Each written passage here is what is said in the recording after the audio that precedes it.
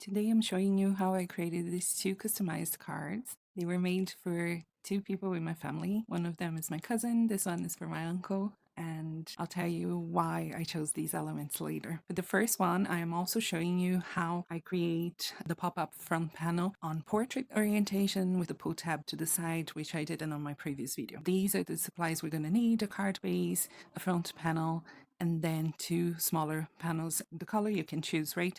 I'm also reinforcing the inside with an extra panel just because of the weight. I don't want all the weight to be at the front. I'm also using a white strip that I had as a leftover in my stash, and you can see here to the right, that's the strip that I'm going to use for my main mechanism. Here I'm just going to stamp a sentiment. It says happy birthday in Portuguese. That's going to be at the front of my card. I'm going to decorate it later. Just so you have an idea in terms of dimensions, I didn't originally give dimensions for these panels on my very first video, but I do explain them very well.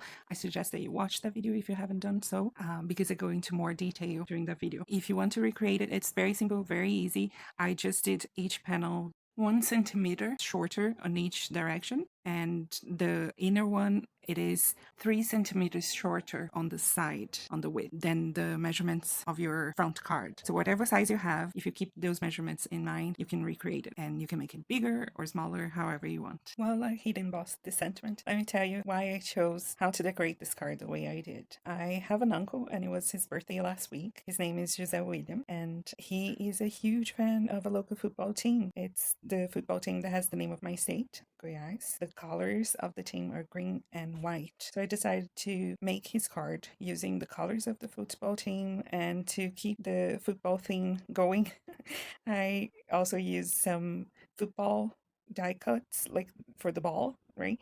And then I also used a jersey. I kind of tried to recreate the jersey for his team with his name and the number 10 on the back. Here in my country, many of us are really into football, well, soccer if you're in the US.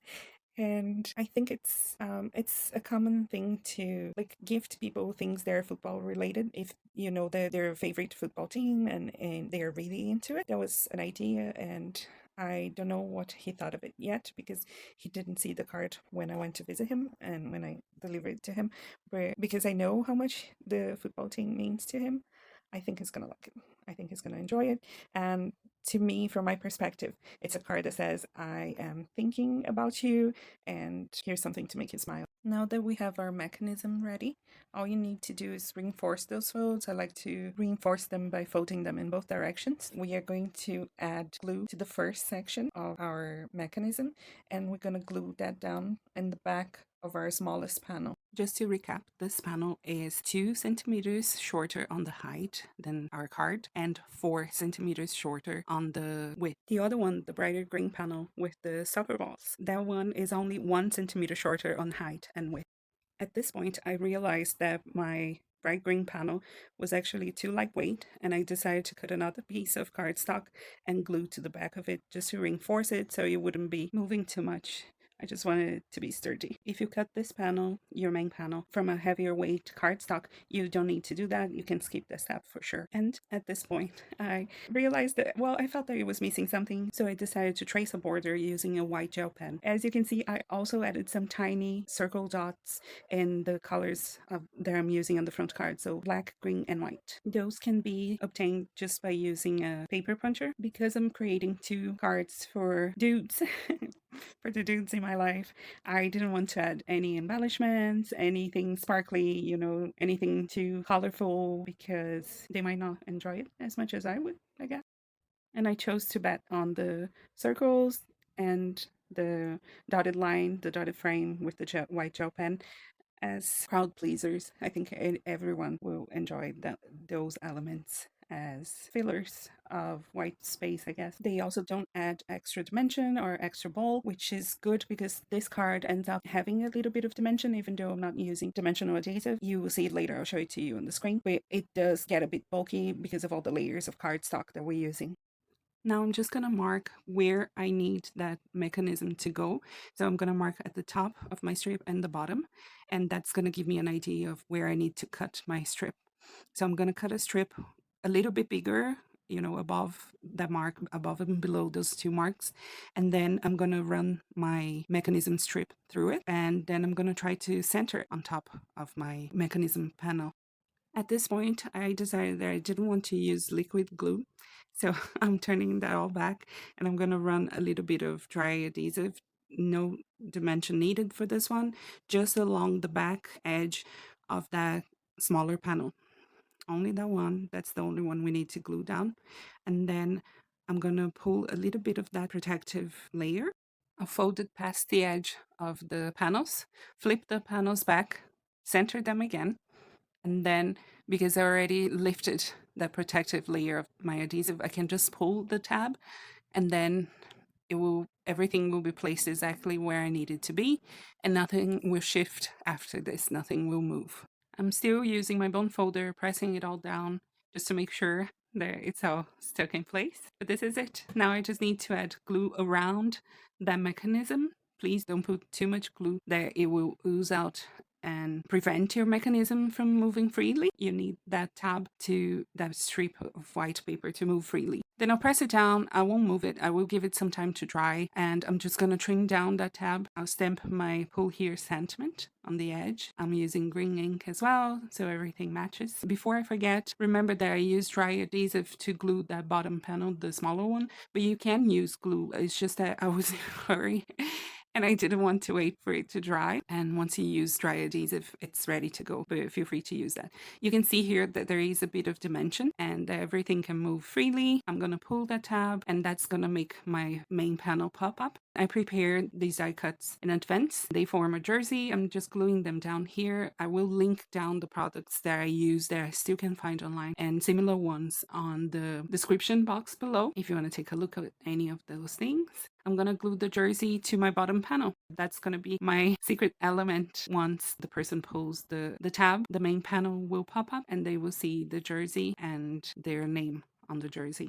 I do have another video showing how to do this pop-up panel, front panel card on a different orientation, and I show you 2 different ways to make the same card if you need more ideas. And I also have more videos about customization, and that video about customization has a lot of tips and ideas of different things that you can do to make a card more special, to include details that link into people's preferences, and to make it very personal. These small details, they make a huge difference on the final result, on your final card, and they usually create the emotional connection with the person you are going to give the card to. That is the main difference between a regular greeting card and a keepsake card for me, in my humble opinion. This is the final result, and I think it would be lovely for anyone who likes soccer or football, and also for the dudes in our lives. Moving on to card number 2. This one is quick and easy. I used a red card size panel to run through my embossing folder. The idea for this card, it was for my cousin's graduation from university, from law school, and his invitation had some gold leaves kind of around like a frame. So I have this embossing folder. You've seen me use it a million times. I absolutely love it. I use it all the time for everything, for all occasions. And it's from Spellbinders. It's an older one. And I tried to swipe a gold pigment ink pad on top of those leaves to see if I could get some more definition and I could get some results similar to the invitation that I got, but you can't see it at all. I think I need to ring that ink pad. Nothing here was chosen randomly, so the color red is to match the color of the belt on the graduation dress. How do you even say that in English? I don't know. Please let me know in the comments. You know, during the graduation ceremony that you wear the kind of black dress on top of your clothes. How do you call that in English? Sorry, I don't know. Anyways, so there's a belt that goes around it, and at least here in Brazil, the colors change according to the course that you're taking, that you're finishing. So for law school, the color is red, and there were gold elements on his invitation, and then the hat, the graduation hat, was all black, and that's the other element that I'm going to use on the card, and I made it accordingly to his ceremony. The other thing I'm adding to make this more personal, to customize it even further, is to add his name, and his name is Thiago. I die cut his name out of gold letters, so all the colors are the colors from his invitation. Everything is matching. And then, because we will have those leaves debossed on the back of this card, I cut a black card size panel, the size of a front panel, out of black, and I glued that to the inside of my card. Oh, by the way, I had to trim down the swoops of some of my letters, like the letter A, for example, in this alphabet, it has kind of a downward swooping motion, let's call it that. And I had to trim that down to make it fit how I wanted it. So here's my black panel. I'm going to cut it down, and then I'm going to add a lot of glue and add it to the inside so I can write on it, because I don't think I could write very well with the debossed leaves. And I'm just going to use a gold pen. Actually, I'm showing you the white gel pen here, where I actually used a gold pen to write on the inside. And these are the 2 customized cards that I made very quickly this week in one afternoon. Please consider subscribing if this was helpful to you. I hope you liked the ideas. I'll link everything I mentioned in the box below. Have a nice weekend. Bye.